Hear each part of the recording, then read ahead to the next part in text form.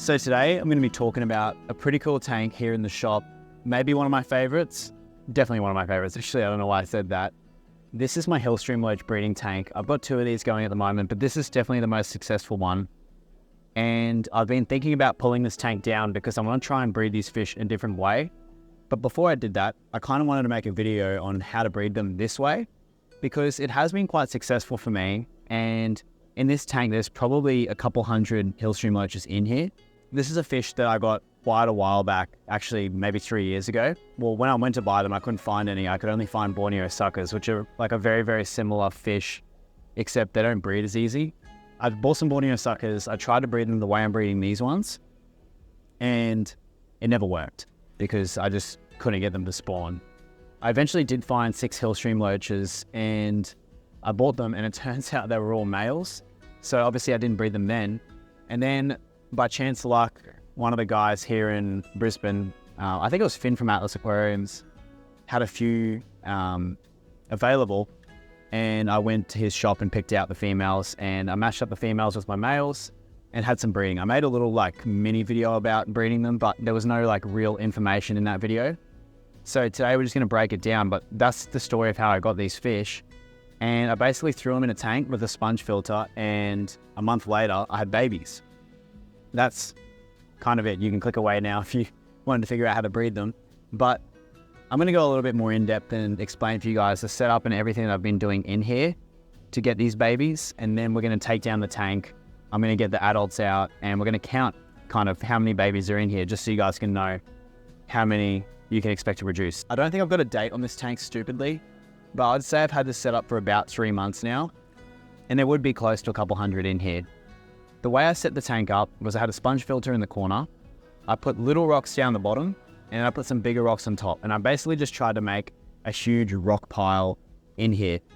I added, I think there's 4 adults in here. There might be like a 50-50 ratio between males and females. And I also like just added a little pot with an Amazon sword. I added a tiny bit of driftwood, and I added some plants coming out the top, some pothos. But I don't think that any of that's necessary. These are really, really easy fish to breed. Really, all I think you need, if you want to do this the most simple way possible, is a sponge filter.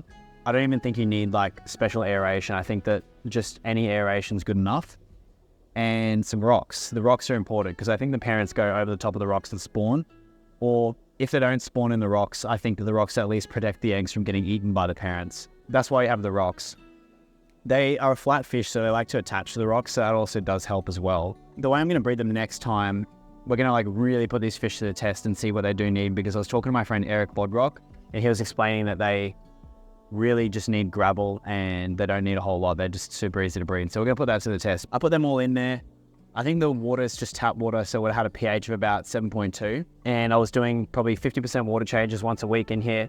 I think they do appreciate a lot of water changes. They seem to do really well breeding when there's lots of water changes, but I don't know if that even makes a difference. TDS is about 200 parts per million. And then the temperature, I've kept these and bred them anywhere from 28 degrees Celsius all the way down to 22 degrees Celsius. And I think even the fish room now, I've got to let it go a little bit cold over winter. It might have got down to 20 or 21. I think they don't really care. I think these can definitely go cold water. As for feeding, I think this is where I kind of had a little bit more success with these fish, especially with raising the fry.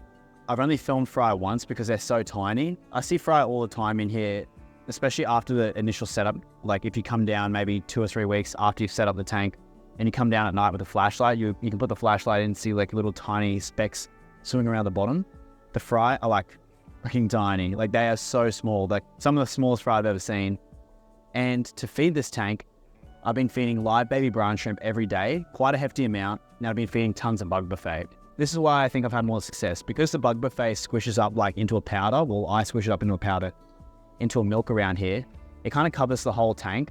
And I think that those little particles are small enough for the fish to eat, especially the babies on day 1. I raised up all those babies. And what I've noticed with this method where it kind of falls apart is that the tank kind of reaches a critical mass where no more babies are being produced. So I've noticed that since some of these babies from the first lot have gotten bigger, I've never seen any more down the bottom. And what I think happens is once they reach a little bit of a bigger size, the first lot of babies start to eat down all the additional eggs that are being added to the tank. and it slows down the breeding. So I think they are a very prolific fish. And I don't know if this method is the most like abundant way to breed them, but it's definitely a successful way to breed them. I think the important notes for this fish is to literally just have water in the tank. Rock piles helps, sponge filter, just a little bit of aeration, but it doesn't need to be anything crazy, I don't think. And bug buffet as a food, I find is really good. I'm sure you could get away with other stuff, but bug buffet worked. Live baby brine shrimp, I think, helped too. Getting some protein in there just would help the females to have eggs. And then I guess that's another thing we can talk about, how to sex the males and females. So I found that males have like a square top on their head and females have a rounded top. That's the way I sex them. Another thing too, I think these take ages to reach sexual maturity. I think they take about a year to a year and a half before they start breeding, and they are quite slow growing. When you go to the shop, if they're big, they're probably going to be breeding size, but if they don't breed for you for the first 6 months, it might be because you don't have mature fish yet. Another thing too, to note about this tank, I don't have anything that would eat the eggs except for the fish that are in here. So I never add snails and I never add shrimp to the tanks that I use for breeding hillstream loaches. And that's because I think their eggs are so tiny that the snails would definitely just decimate them. And the shrimp would definitely decimate them as well. So I think the eggs are so tiny the shrimp could just eat them. I think that's it for now. What I'm going to do is, it's currently night time here at the fish room.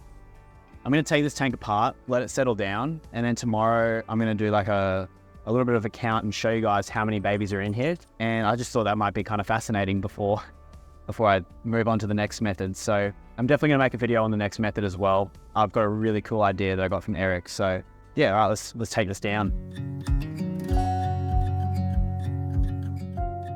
So it's now the next day, and yesterday I removed all the rocks. I just let the water clear up overnight, and I came back to look at this tank, and I didn't realize how many hillstream loaches were actually in here.